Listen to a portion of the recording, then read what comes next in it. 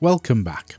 If this is your first time joining us, you might want to take a moment to check out some of our earlier episodes.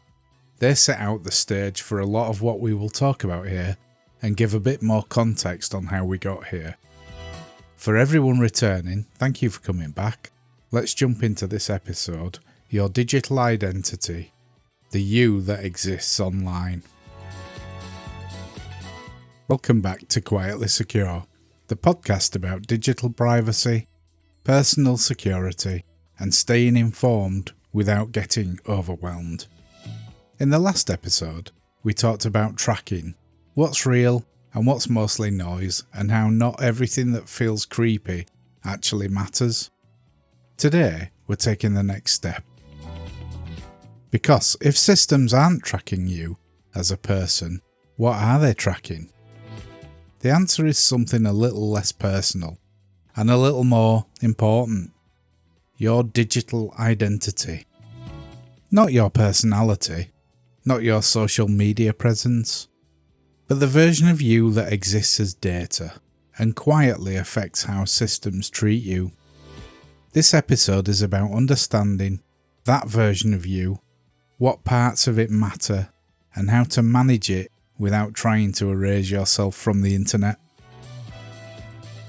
When people hear digital identity, they often think about profiles, a username, a photo, a bio, but that's just the surface.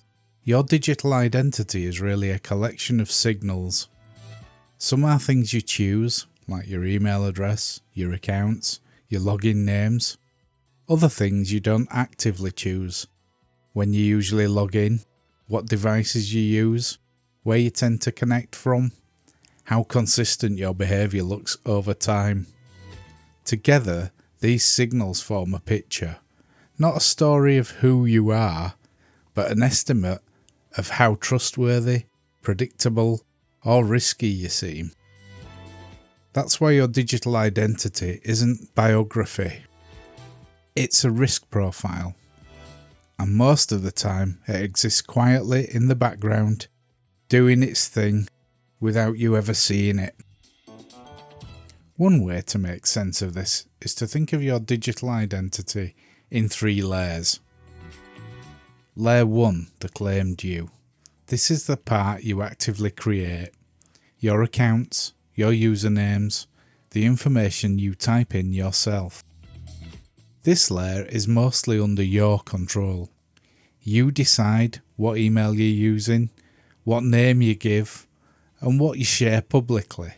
This is the layer most people focus on, and it's important, but it's not the whole picture. Layer 2 is the observed you. This layer is built from patterns. Not what you say, but what you do. Things like how often you log in, from which devices, from roughly where, and whether your behaviour changes suddenly. This layer isn't judging your personality, it's looking for consistency. From a systems perspective, consistency usually equals safety. Sudden changes, like new devices, a new country, new habits, can trigger extra scrutiny, even if nothing is wrong. Our third layer, this is the most powerful layer, and the least visible. This includes trust scores, fraud risk ratings, internal flags, reputation signals. You almost never see these directly, but you feel them when an account gets locked, extra verification appears, a payment is declined. A platform suddenly treats you differently. It's nothing personal, just math making a decision. Understanding this layer helps explain why digital life can sometimes feel arbitrary, even when you've done nothing wrong. For a lot of things online, your digital identity barely matters at all.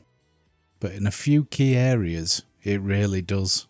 It matters when money is involved, access is involved, recovery is involved.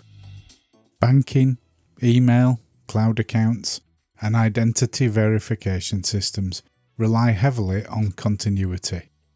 They care less about who you say you are and more about whether your behaviour looks like the same person over time. This is why losing access to your main email can be devastating.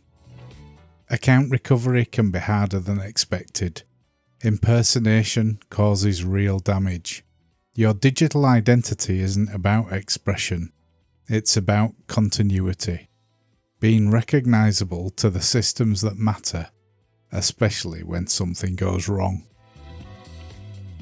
So here's the good news.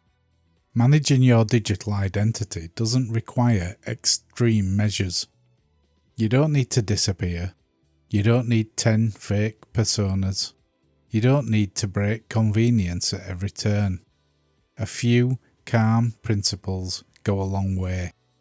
First, have one stable core identity, a primary email and phone number you protect carefully and use for important accounts. Second, separate critical from casual. Your bank and cloud storage account don't need the same identity strategy as a forum or a newsletter sign-up.